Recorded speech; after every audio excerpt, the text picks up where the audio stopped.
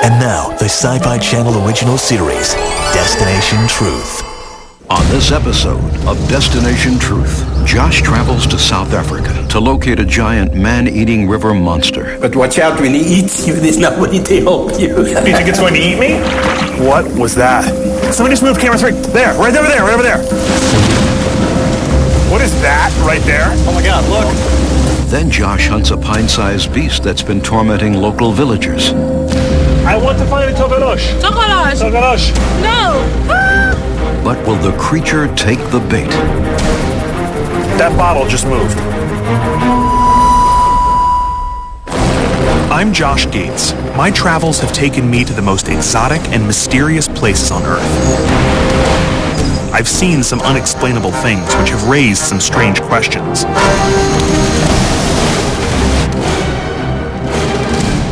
Now, I've pulled together a crack team armed with the latest technology to search for answers.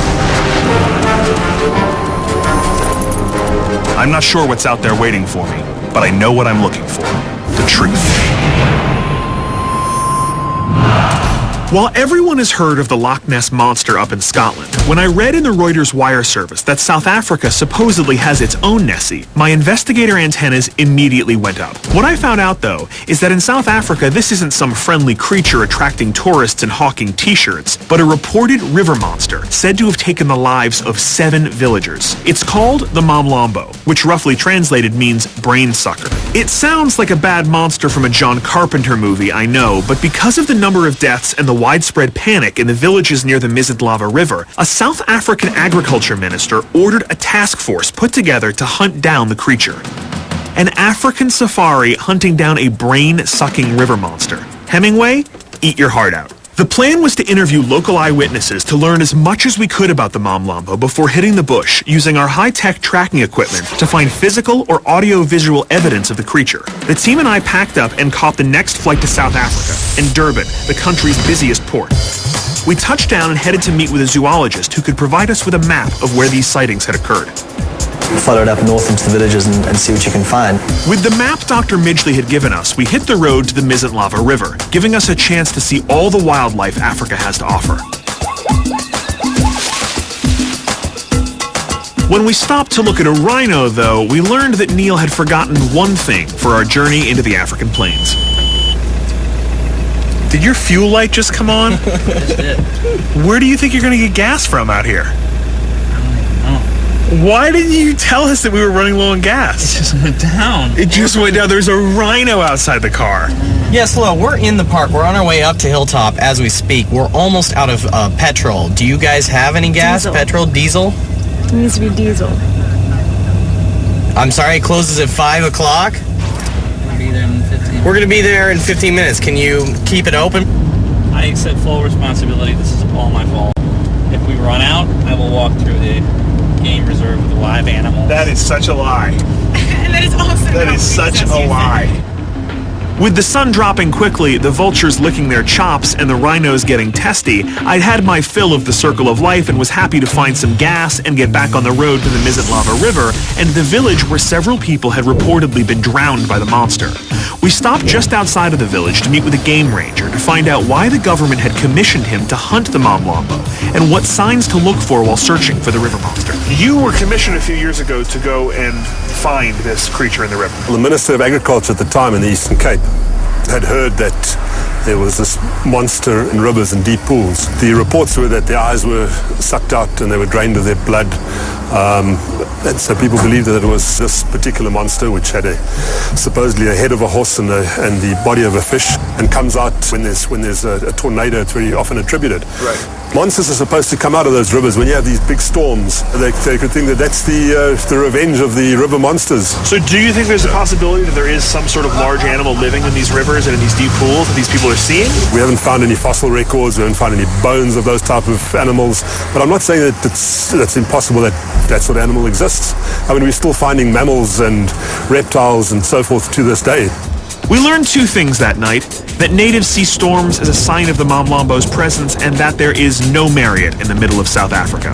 Eventually, though, we found a hotel in Kokstad, and I am using the word hotel loosely. We got a couple of beds. There's electricity here, which is kind of a rarity. It's running off a generator, which goes off in an hour. So in an hour, we will be in the dark. But we have bread and a couple of beds. And what else do you need? My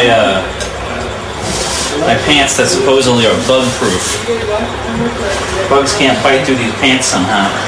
The other amazing thing about them is that they're also girl-proof. It keeps bugs and women out. But before the generators turned off, we got to experience firsthand that wild and crazy Kokstad nightlife you've been hearing so much about. We even got to try some local delicacies. I think it might be goat. I think it might be not going in my stomach. The food, as it turned out, wasn't that bad. The dancing, well, that's a different story altogether. The next morning, we met with our local translator and arrived at the Mamlambo village. She says she got a lift to the taxi, and as she got in, she saw this thing below the bridge there. So in the area of the bridge that connects the two villages? Yes. And how big was it? She says it's taller than us. Taller than us? Yeah. And you think it's very dangerous? Yeah, it's dangerous. Yeah, she says we must go to Chief Giorgio, he'll tell us. Go to the chief. That's where we're going. Chief Giorgio. Hello, sir. So if I was going to try to look for this creature, where would I look?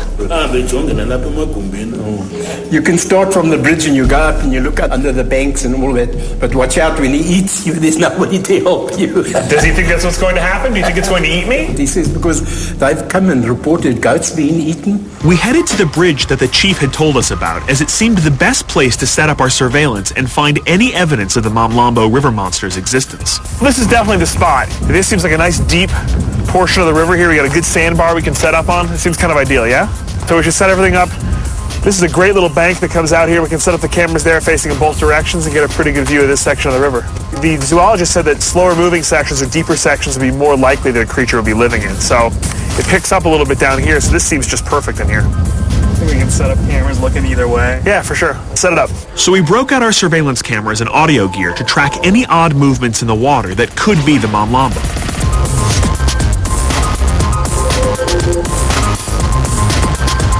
Do you guys realize that Neil just left us here? Can I tell you, I secretly hope it rains really hard because I think that would look great. Cut to. That's close.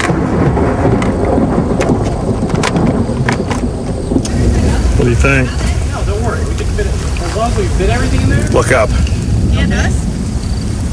Supposedly, the Mamlambo comes out during storms, and these definitely looked like storm clouds to me. I think they're so Not good. I mean, we're out in the middle of a river. With a ton of electronic equipment. With no shelter and no car. We got shelter. We'll be fine. Hey, if the storm comes, maybe the Mamlambo will come like the ranger said. I think if the storm comes, we're all in a bad spot, is what I think.